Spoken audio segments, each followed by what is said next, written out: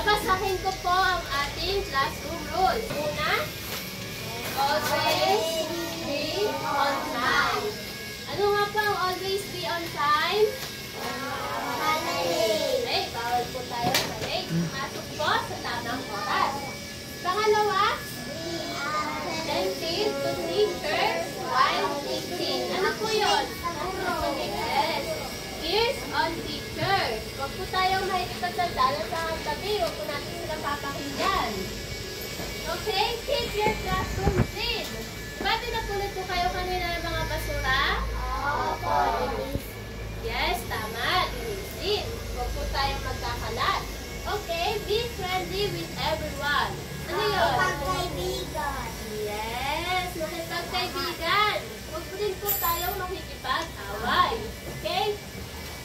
Respect other students' personal belongings. Ano yun? Bawal manguha ng hindi mo gamit. Wala naman po siguro nanguha ng hindi gamit dito, di ba? Raise your hands if you want to say something. Ano yun?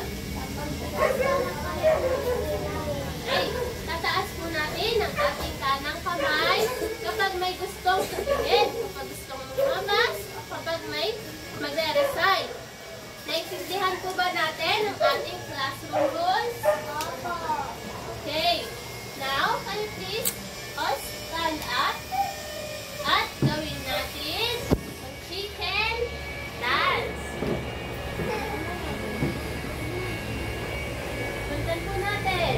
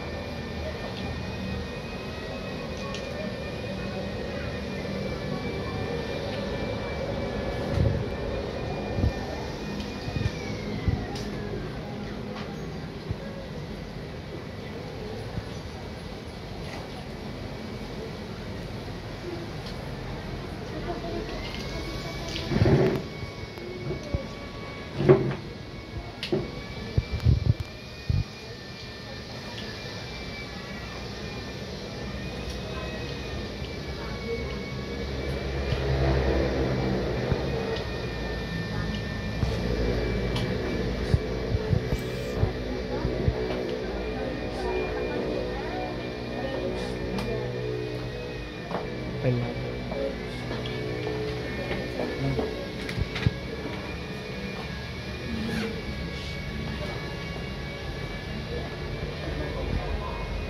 basahin nga po natin kung ano yun.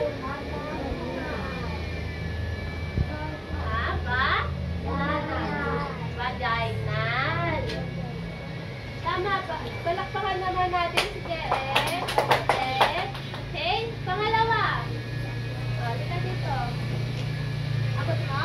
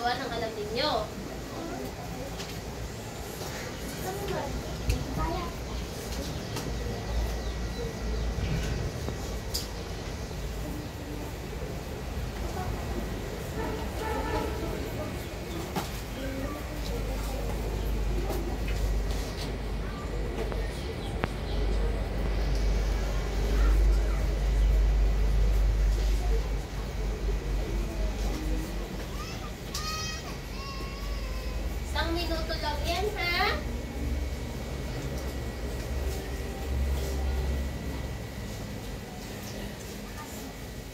Tapos na ba? Okay. Magbigay nga ng parte ng katawan. Sige. Oh, very good. Ikaw. Ay, very good. Ikaw. Ay, tama. Ang gagaling naman. Bigyan naman ng 3 palakpak yung mga nag-recite. Wait. Na-enjoy nyo ba yung activity? Opo. Ang human body parts, importante ito kasi marami silang sinaserve na different functions, katulad ng digestive system. Ang function nito ay makikita sa ating yes, sa tiyan. Siya po yung nagda-digest ng mga foods na kinakain natin. Esophagus, nakakatulong po ito. Dito po siya makikita. So, ang sa is skeletal system. Yung sinabi niya kanina skeletal system, ano yun? Ito ay ang yes, buto ng ating katawan. So, meron pa ako dito isang activity. Yes. Esophagus. No? Ilong. Diba ito kanina ay female reproductive? Oh, ito kanina ay female reproductive. Ito naman ay male? Yes. Oh, sige na. Sino mag-recite? Meron ako dito. Oh, lika na. Lika na.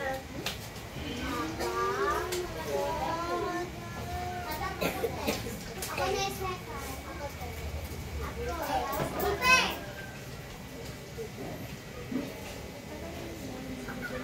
Madam, ako sunod. Madam, ako sunod. Ako siya. Madam siya. Ako madam. Ikaw lang nag-recite. Ako madam. Madam. Madam siya. Madam. Madam.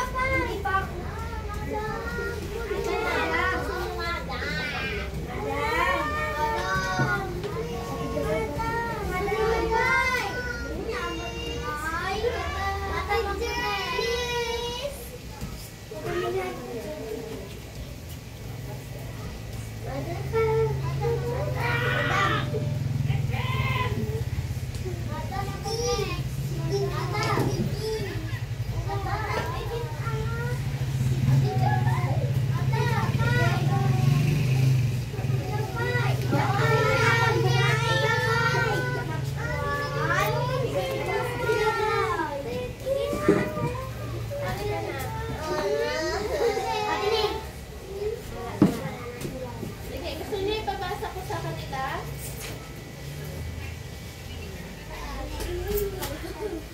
Okay. Very good. Basahin nga po natin ito. Urethra. Was. Then. Okay. Scrotum. Very good. Nakuha ninyo yung mga parte na nasa pisara. Na-enjoy niyo po ba? Gusto ko tignan ninyo ito. Anong parte ng katawan ito? Anong parte? Diba ito kanina? Female? Ito naman? Male reproductive system. Ha?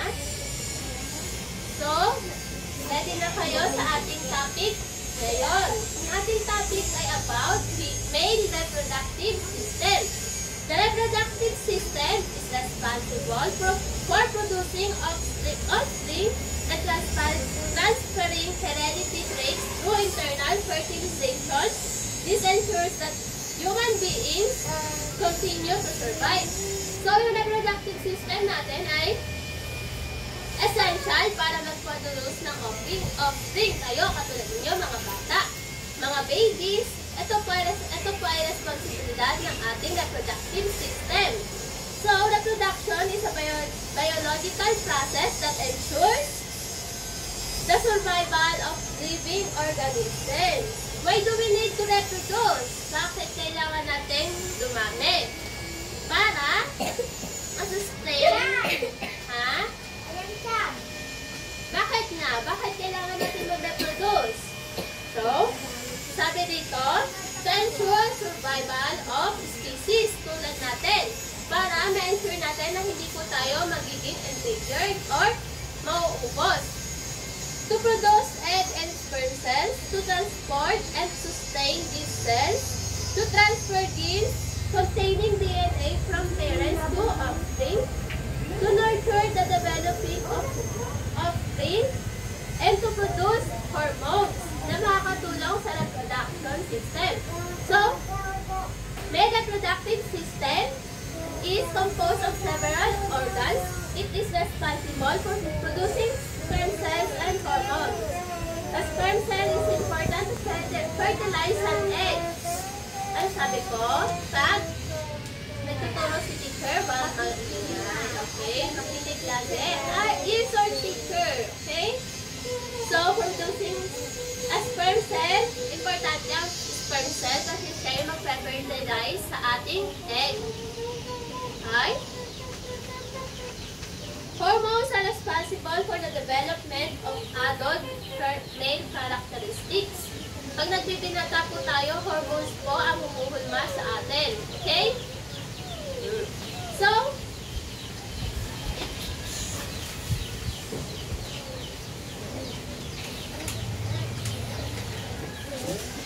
nababasa niyo ba?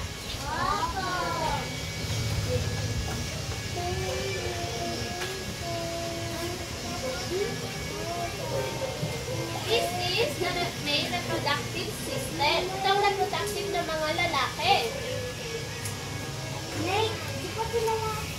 Yes, ito ang reproductive system ng lalaki. Okay. So, ang una dito sa kanyang parte ay atin. Teka lang. Huwag pong maingay.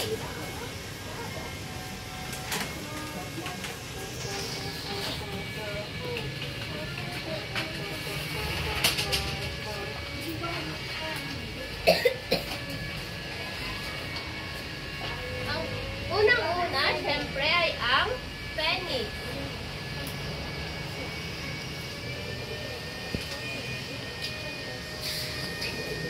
Basahin nga po natin. Yes. Penis. Ang penis, saan na siya? Oh. Saan matatagpuan ng penis?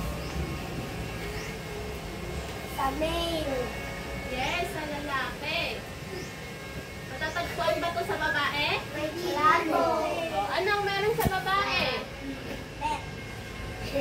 Vagina. Vagina ang meron sa babae. Ang penis naman ay sa lalaki. Penis is the external male organ with teeth. It is covered with foreskin that may be removed through circumcision. Ano yung circumcision? Sino na yung mga tuni dito? Yes. Yun ang circumcision. Tinatanggalan ito ng balat. Okay? Ang penis matatagpuan sa gitnang bahagi ng katawan, sa ibabang bahagi ng katawan ng lalaki. Ang susunod naman ay ang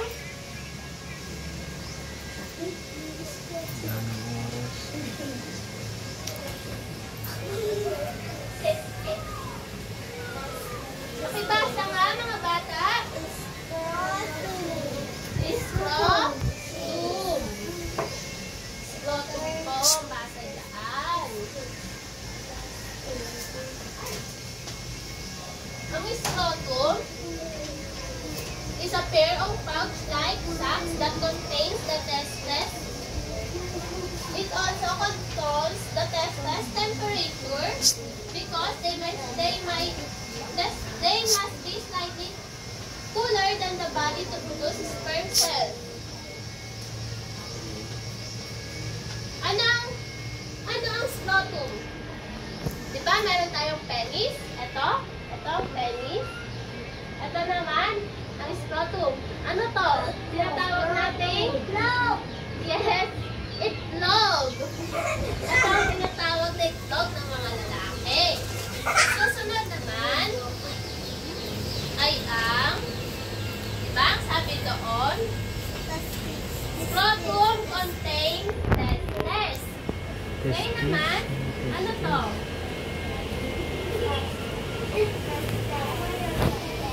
Testes.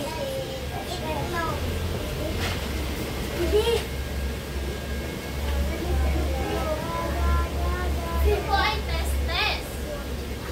Testes, ito lang. Huwag pong maingay.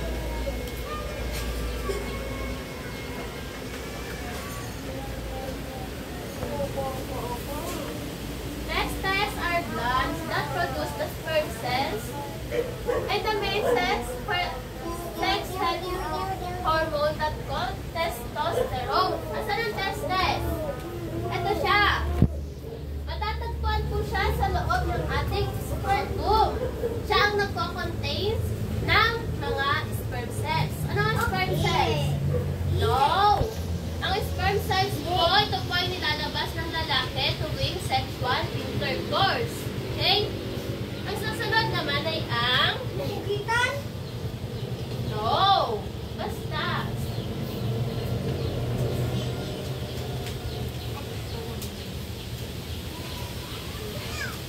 Next one is epididymis.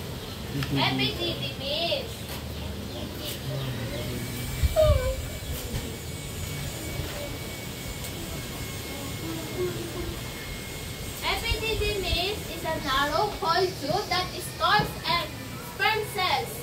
Asan ang epididymis? Ito? Okay, tama. Diba? Nakikita nyo? Ito yung scrotum. Nasa loob ng scrotum ay ang testis. Ang susunod naman ay ang epididymis. Siya yung naglalaman at nag-produce ng siya ang naglalaman at nag-i-store ng sperm cells. At ang huli naman ay ang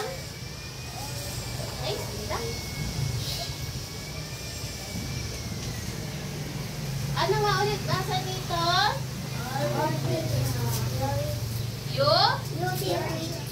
Urethra. Urethra ang basa dito. Huwag natin yung kakalimutan, ha? The urethra in males is the passageway of both urine from the urinary bladder and semen from the glands. Asan ang urethra? Nasaan?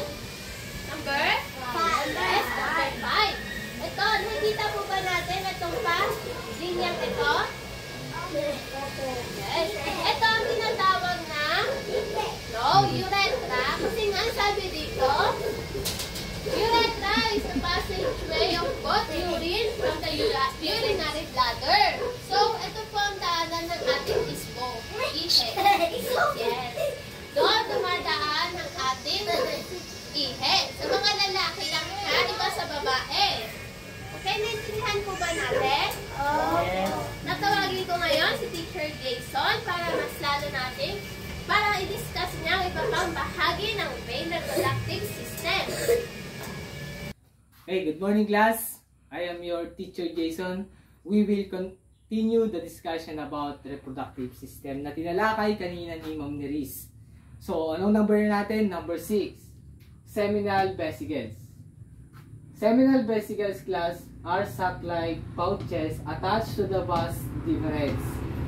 It contributes to the semen production a sugar-rich fluid which provides energy for the sperm cell motility. So, ang seminal vesicles class, siya yung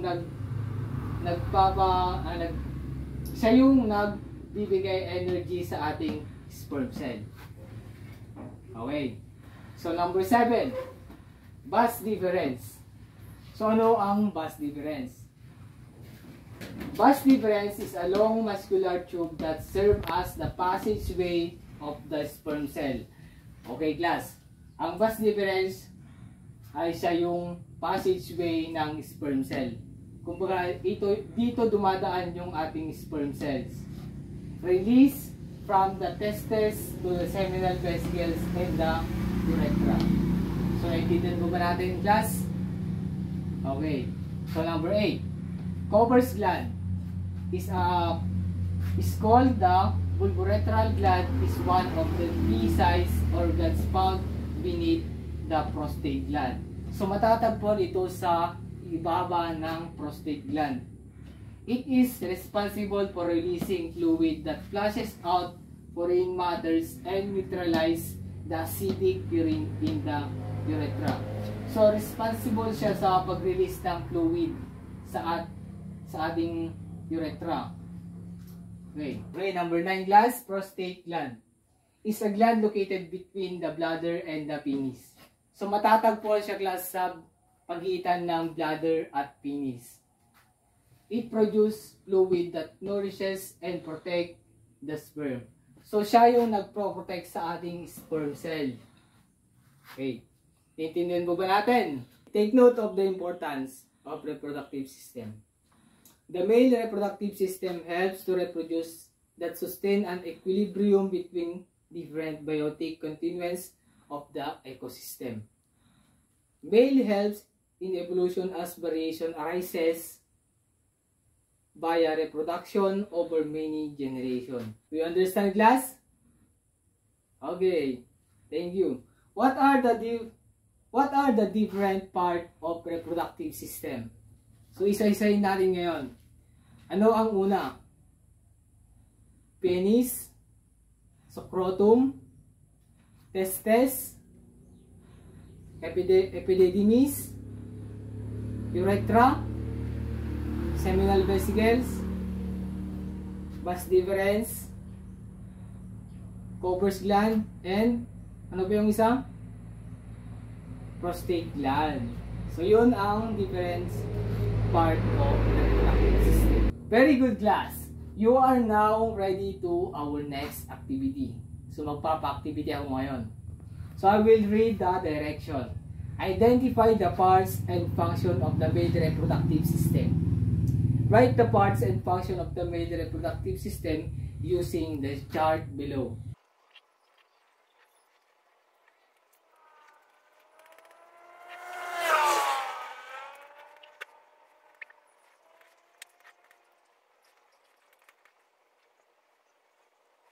Okay, are you finished, class?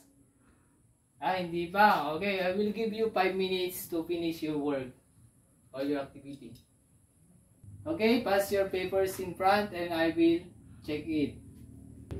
Who got the perfect score?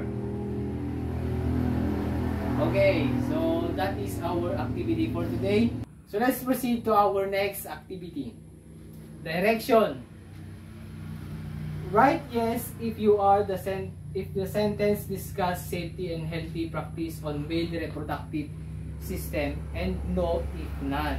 So ang isusulat nyo lang or ang i-recite nyo lang ay yes or no. So babasahin ko yung question dito, tapos I will call names and you recite. Question number 1. Monthly testicular self-examination for the boys. Okay, Gerard. Yes. Okay, very good. Number 2. Borrowing of underwear for your relatives. Okay, Miss Paila. No. Very good. Number 3. Gently washing of the penis with a mild soap and lukewarm waters. So, ang answer dito, Miss Igado. Yes. Very good. Number 4. Undergoing circumcision. What's the answer? Yes. Very good. Number 5. Changing underwear after 2 days of use. Ang answer, Mr. Castillo. No. Very good. Okay, very good, class. Now, I will group you into 3 groups. Each group will receive an illustration board and marker to answer the question given. So, ang magkakagrupo ngayon ay yung row 1, row 2, and row 3. Okay, naiintindihan po ba natin, class? Ang magkakagrupo dito, row 1, row 2, saka row 3. Okay, are you done, class? Okay, so we will now announce the winner of the activity. So, the winner is Group 3. So, bigyan natin ng 5 palakpak. Okay. 1, 2, 3, 4, 5. Very good. So, for our next activity, class, bring out 1 whole sheet of paper. I have provided here question which you have to answer carefully. So, babasahin ko ang question and pakinggan nyo ng maayos. So, ang isusulat nyo lang is letter A, B, C, and D. So, number 1. The tip of the penis is called... Okay, ulitin ko yung question. The tip of the penis is called A. Glans, B. Urethra, C. Testes, D. Scrotum. Ulitin ko pa yung ABC. O sige. A. Glans, B. Urethra, C. Testes, D. Scrotum. Okay, number 2. Which part is located between bladder and the penis? Which part is located between the bladder and the penis? A. Vas deferens, B. Testes, C. Prostate gland, and D. Scrotum. A. Vas deferens, B. Testes, C. Prostate gland, and D. Scrotum. Okay, number 3. Which is responsible in releasing fluid that flushes out foreign matter and neutralizes the acidic urine in the urethra? So I will repeat the question. Which is responsible in releasing fluid that flushes out foreign matter and neutralizes the acidic urine in the urethra? A. Epididymis, B. Urethra, C. Penis, and D. Cowper's gland. Okay. A. Epididymis, B. Urethra, C. Penis, and D. Cowper's gland. Okay, number 4. Which connect the testes to the seminal vesicles and the urethra? Which connects the testes to the seminal vesicles and the urethra? A. Penis, B. Vas deferens, C. Testes, and D. Scrotum. Okay, number 5. Which part of the reproductive system is a sac-like pouches attached to the vas deferens? So, natalakay natin kanina to. Which part of the reproductive system is a sac-like pouch attached to the vas deferens? A. Seminal vesicle, B. Urethra, C. Penis, and D. Glands. Okay, class, pass your paper in front and I will check it. Okay, class, for your assignment, copy this on your science notebook.